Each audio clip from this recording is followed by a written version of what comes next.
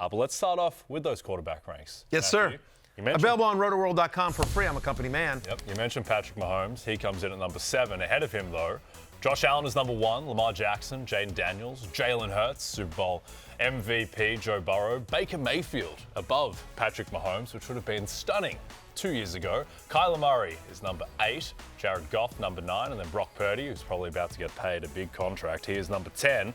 Let's start off talking about these top guys, Matthew. How likely are you to target one of the top 3 and 4, and do you feel like there is a drop-off after Jalen Hurts with, to be clear, some potential uncertainty around his value based on a rule change that might be coming?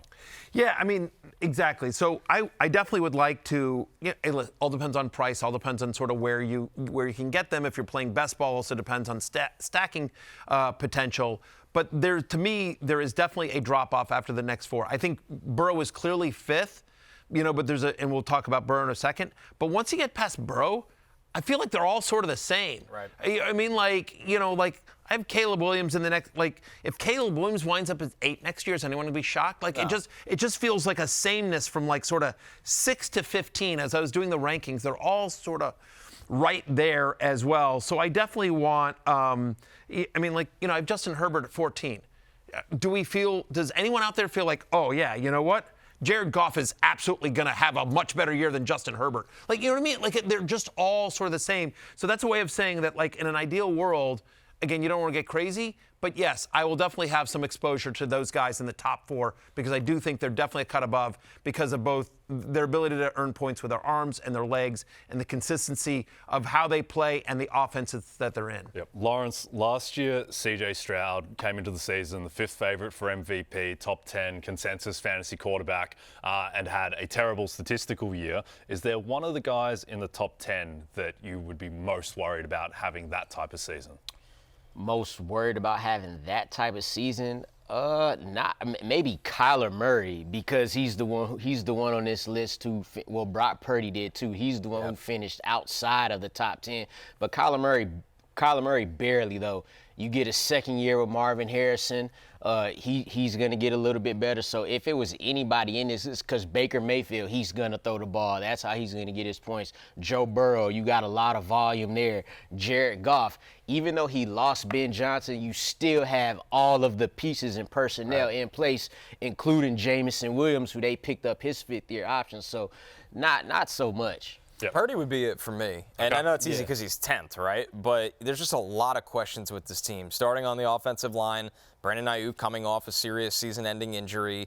Obviously, they move on from Debo, which is fine, and they have some talent behind him in Pearsall and Jennings. But I look at Purdy at 10. I mean, there's a world where Dak Prescott at 17 has a better season than him statistically. Definitely. It goes kind of back to Matthew's original point that there's this wide bucket there where it's like, hey, Purdy at 10 and all the way to Dak at 17, you could see anybody jumping anybody. I sort of feel like if you don't get one of those top 5, and again, I think Burrow is in a second tier after those top 4 because he doesn't run the way that the first 4 do. But I feel like once you're past Burrow, sort of just want to wait. Right. I mean, one of the things you'll hear me say in August is if I don't get one of the first quarterbacks, if I'm not one of the first guys in my league to get a quarterback, I want to be one of the last. Because I do think there's just from 6 to 17, there's just a sameness there that I feel like there'll be better value in the draft, and whoever you get, you get. I think at that point, from that 6 to 17 range, it's a matter of which one of these guys could be most consistent in having 20-point fantasy games, because all these guys are capable of doing it. We know those top 4 do it the most, but those other guys, it's like, who could do this more often? Yeah, and again,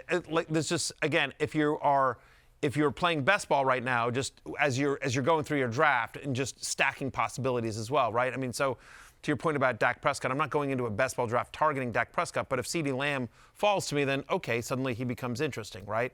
As a third quarterback. Yep. Not saying it's wrong, but it is stunning just seeing Baker Mayfield at number 6, given that he played for the Carolina Panthers 2 years ago and very briefly the LA Rams. Are you worried at all, Matthew, about the departure of Liam Cohen tanking Mayfield's value, even though the personnel is largely the same? No, I'm not. Listen, since the start of last season, no player in the NFL has more passing touchdowns than Baker Mayfield. And yes, Liam Cohen moves on, but that was the argument 2 years ago when Dave Canales moved on.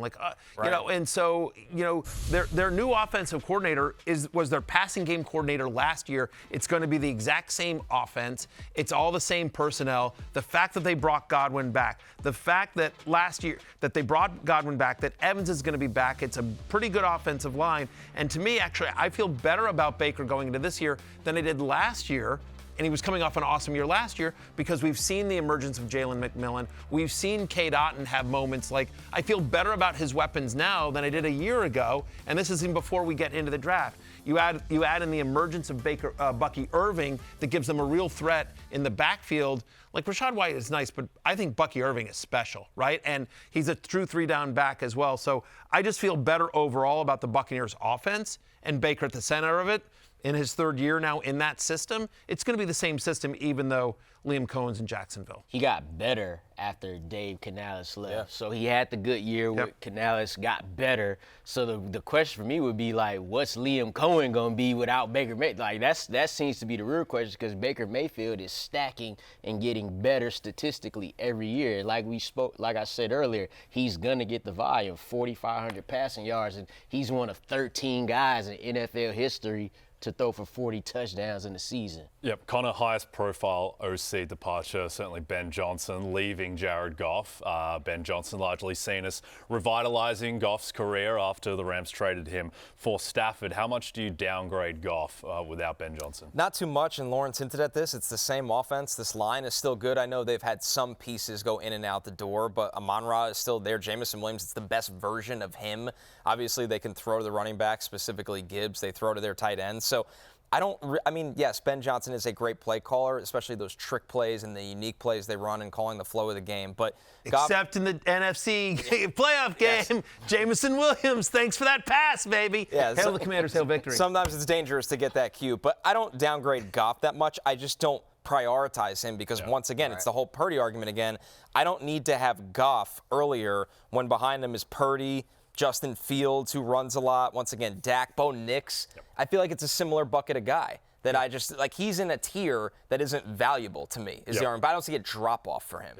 Hey, it's Matthew Berry from NBCSports.com and RotoWorld.com, and I want to thank you so much for watching whatever it is you just watched, or if nothing else, being too lazy to click out of the autoplay after this video started, after whatever it is you actually wanted to watch finished. But now that you're here, I'd like to take a moment here to ask you respectfully now, okay? I'm asking you respectfully to subscribe to the NFL on NBC YouTube channel. You'll get the latest Roto-World fantasy news headlines, all sorts of great shows, including my own Fantasy Football Happy Hour. So go subscribe now. Again, I'm asking respectfully.